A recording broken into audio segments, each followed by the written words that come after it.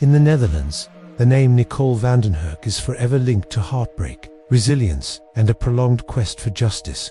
Her story, unfolding over more than 2 decades, encompassed cutting-edge DNA technology, numerous court proceedings, and contentious legal battles. Yet, before her name graced headlines, Nicole was simply a young woman with dreams, whose life was tragically cut short. Nicole entered the world on July 4, 1980, in Erlangen, Germany, as Nicole Temia. Her childhood was marked by frequent relocations and family shifts. While still young, her mother, Angelica Temia, began a relationship with Ed van den Hurk, a Dutchman. The family moved to the Netherlands, where Angelica and Ed wed, and Nicole adopted her stepfather's surname. The van den Hurk household, however, faced instability. In 1989, when Nicole was 9, her mother and stepfather divorced. Ed gained custody, and Nicole lived with him, his new wife Yolanda, and several siblings. This arrangement continued into her mid-teens. Tragedy struck again in April 1995, when Nicole's mother, Angelica, died by suicide in Tilburg. By that time, Nicole resided with her grandmother in Tongora, a neighborhood in Eindhoven, within North Brabant province. Those close to her described Nicole as kind-hearted and diligent. At the time of her disappearance, she held a temporary job at a shop in the Unsolved shopping center. Like many teenagers, she enjoyed biking to work, hanging out with friends, and planning her future. But on an autumn morning in 1995, her life took a devastating turn. On October 6, 1995, the day began unremarkably. At around 5:10 a.m., 15-year-old Nicole left her grandmother's house on her bicycle, heading to her job at the shopping center. She never made it. As hours passed with no sign of her, concern mounted, and she was reported missing by 4:10 p.m. By 6 p.m., authorities found her bicycle submerged in the Domo River.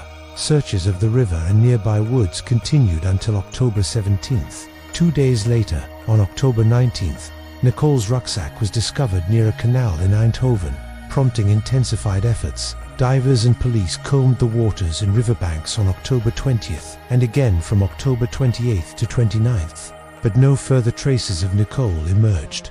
Theories abounded: some suspected abduction or foul play, while others wondered if she had left voluntarily, perhaps to join relatives in Germany.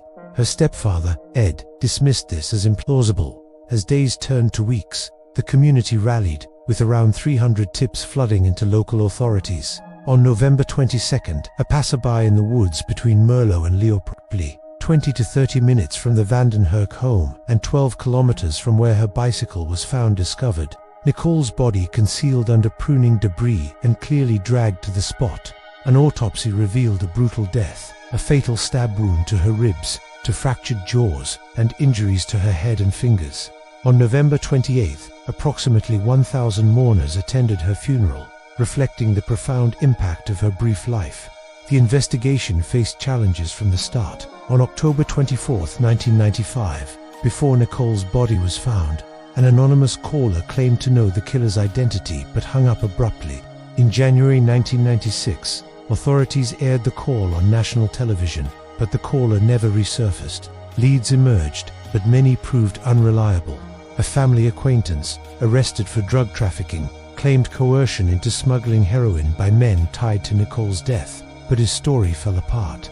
Nicole's stepfather and stepbrother were briefly detained in May and June 1996, but were cleared. By 1996, the investigative team dwindled to 4 detectives. A 2004 cold case review yielded no breakthroughs, deepening the family's despair. The case seemed doomed to remain unsolved. In March 2011, a shocking development emerged. Nicole's stepbrother, Andy, now living in England, posted a confession on Facebook, claiming responsibility for her murder. British police arrested him, and he was extradited to the Netherlands. However, within 5 days, Andy was released due to lack of evidence beyond the post. He later explained that his false confession aimed to spur authorities to exhume Nicole's remains for DNA testing, hoping it would crack the case. Andy's confession, whether driven by guilt, frustration, or a quest for justice, reignited the investigation. In September 2011, a cold case team exhumed Nicole's body, extracting new DNA samples. Soon after, police identified foreign DNA on her remains, belonging to neither Nicole nor her boyfriend. This breakthrough was pivotal. In September 2000, A young woman in Falcon had been abducted from her bicycle and sexually assaulted at knife point.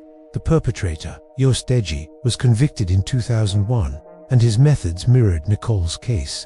When police compared DNA from the 2000 assault to Nicole's samples, they found a match. On January 14, 2014, authorities arrested 46-year-old Joost Deji. His DNA matched semen on Nicole's remains and hair on her jacket.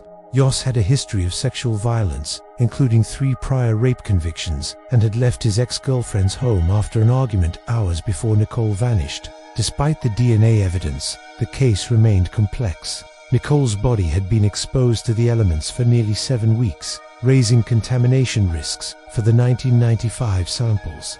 DNA experts from the Netherlands Forensic Institute, Independent Forensic Services, and Cybergenetics in the US analyzed the mixed samples using advanced genotyping tools. They identified 2 male DNA profiles, one from Nicole's boyfriend, the other from Joost Deji. Unexplained data peaks, however, sparked debate about a possible third profile, becoming a focal point in the legal battle. The trial commenced on November 2, 2015. Joost denied knowing Nicole, later suggesting any sexual contact was consensual, a claim prosecutors dismissed.